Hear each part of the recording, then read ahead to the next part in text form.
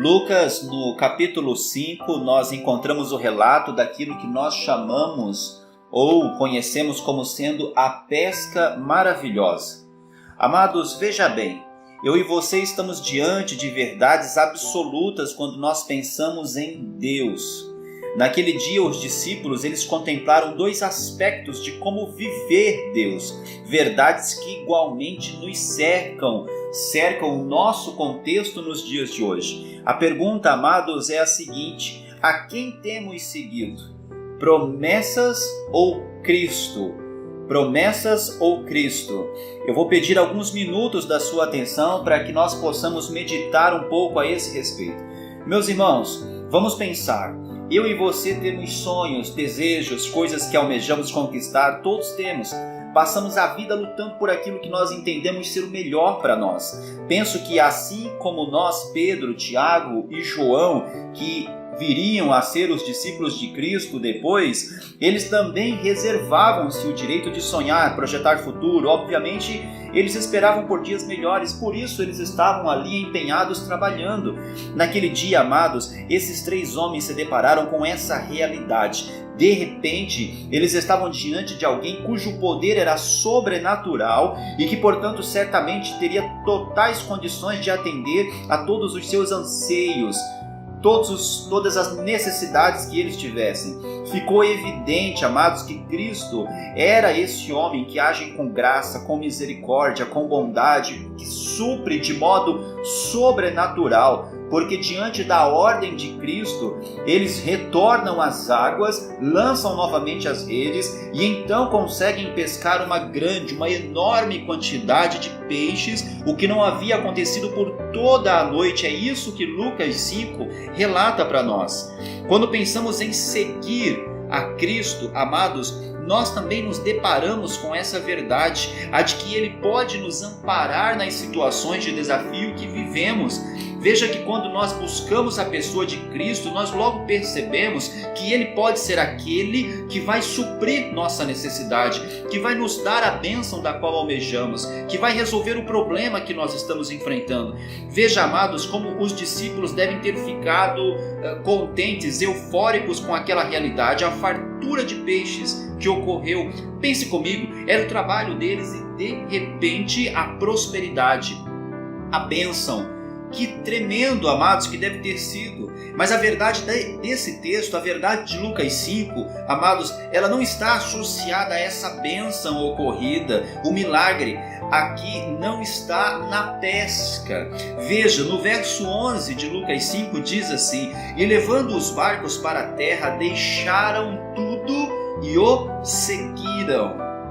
Amados, vejam o que acontece aqui quando eles retornam. Cristo sugere a eles que o seguissem.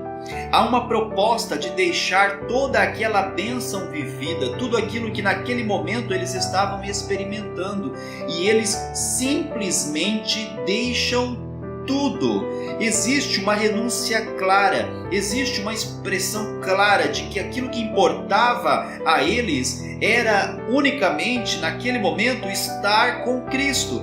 Perceba que eles deixam para trás aquilo que Cristo dá, aquilo que de certa forma poderia supri-los. Por quê? Porque o olhar não estava no que Cristo faz ou no que Cristo fez naquele momento, mas o olhar estava em Cristo. Esse é o segredo e o grande milagre daquele texto e para a nossa vida, quando nós estamos focados naquilo que Cristo é e não naquilo que Cristo faz. O milagre real aqui, amados, está na revelação que eles tiveram. Eles entenderam que mais do que viver contextos favoráveis era caminhar com Cristo, era seguir a Cristo. Meus irmãos, precisamos ter cuidado para não focarmos no milagre, para não vivermos com os olhos fitos nas promessas. Observe que eles não se deixaram confundir, estavam diante de algo que ofereceria a eles sustento, mas eles dizem não, eles deixam tudo diante do convite que Cristo faz, eles optam, eles preferem seguir a Cristo. Noutra ocasião, amados, quando algumas pessoas deixaram de andar com Cristo, ele pergunta aos discípulos: e vós? Querem voltar também? Então Pedro toma a palavra e diz: para onde iríamos nós, se só tu tens a palavra de vida eterna? Isso, amados, é vida pautada na pessoa de Cristo, em quem Ele é, não em coisas ou o que Ele pode dar. Percebe, amados, o grande milagre daquele texto? Eles estavam diante de um sustento, de uma riqueza. Eles poderiam simplesmente acessar a Cristo toda vez que tivessem a necessidade da pesca, para que Cristo multiplicasse novamente a pesca, os peixes, e eles pudessem ficar usufruindo de um contexto de bênção.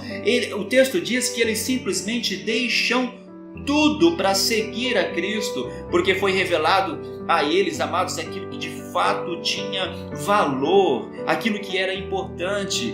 Onde estamos, amados, nessa caminhada? A quem temos seguido? Promessas de bênçãos ou a pessoa de Cristo? O que temos feito, almejado por nossa vida? O que temos almejado em nossa vida? Qual é o nosso anseio? Viver a bênção ou viver a Cristo?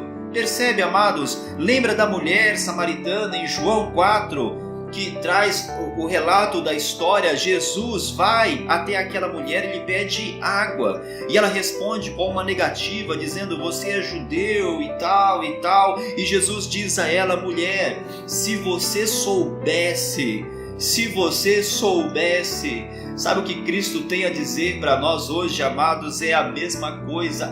Se nós soubéssemos, se nós tivéssemos condições de acessar a pessoa de Cristo, se nós percebêssemos, tudo seria tão diferente, tudo seria tão novo, tudo seria tão real em nossa vida, amados, se nós soubéssemos.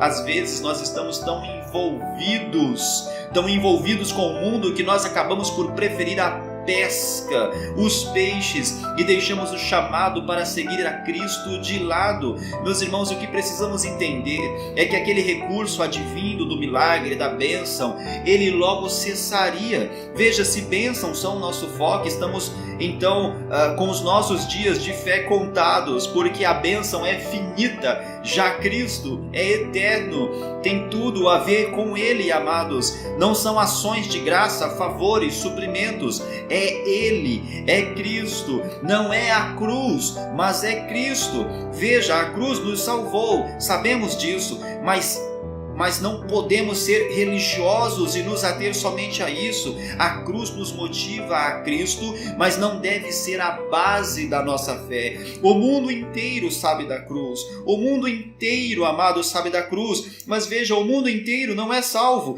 porque o conhecimento dos feitos de Cristo não salva ninguém. O que salva é a aceitação da pessoa de Cristo em nossa vida, é quem Ele é. Nossa fé não pode ser movida por aquilo que Ele faz, mas por aquilo que Ele é. Eu não quero, amados, e nem posso desmerecer a cruz, mas a verdade é que muitos foram crucificados antes dele e muitos foram crucificados depois dele. Percebe a diferença, amados? A diferença está no sangue vertido, na pessoa santa de Cristo, a nos representar naquela cruz. É Cristo, amados. A diferença toda é a pessoa de Cristo. É Ele quem nos salva. Não são os gestos ou os feitos dele, mas é Ele. É Ele quem salva. Aqueles 3 homens, amados, que ouviram o chamado ali naquele momento, perceberam que mais do que o que Cristo poderia oferecer como bênção, e era notório isso diante deles, seria estar com Ele, segui-lo, andar com Ele. Em Deuteronômio capítulo 28 há um texto lindo que nós conhecemos bem, do verso 2 ao 6, quando fala das bênçãos. Veja, e todas estas bênçãos virão sobre ti e te alcançarão quando ouvirdes a voz do Senhor teu Deus. Bendito serás na cidade, bendito serás no campo, bendito o fruto do ventre, bendito o fruto da terra, bendito o teu cesto, bendito serás ao entrares, bendito serás ao saíres. Veja, amados, tudo isso diz respeito àquele que atenta à palavra, àquele que olha para Cristo e unicamente para Cristo. As bênçãos passam a seguir. Nós não podemos inverter a ordem das coisas. As promessas e as bênçãos, elas caminham, mas são elas que vêm atrás de nós. Nós não estamos focados nela e buscando elas. Nós apenas cremos em Cristo, percebe? Não vivemos por promessas, mas por Ele. No verso 2 daquele texto diz que se nós ouvirmos a palavra, a sua palavra, as bênçãos nos seguirão. Eu creio no suprimento do Pai, creio que Deus cuida de nós, mas veja, precisamos dele muito mais do que das bênçãos dele. Pense comigo na relação de um pai que nós temos aqui. Por que nós amamos o nosso pai? Porque ele nos dá coisas? Não, porque ele é nosso pai. Por que nós fazemos diferentes com Deus, amados? Porque nós simplesmente não o amamos? Por que nós precisamos amá-lo somente se ele nos der coisas? Por que não dá para fluir um sentimento de amor simplesmente pela relação de pai? Amados, o convite de Deus hoje é: deixe tudo. Deixe tudo, deixe claro para Deus que aquilo que você precisa não são os peixes ou a fartura ou o suprimento dele. Aquilo de que você precisa é unicamente da pessoa de Cristo. É só isso que importa, só importa segui-lo, só importa segui-lo. Em nome de Jesus, só importa segui-lo.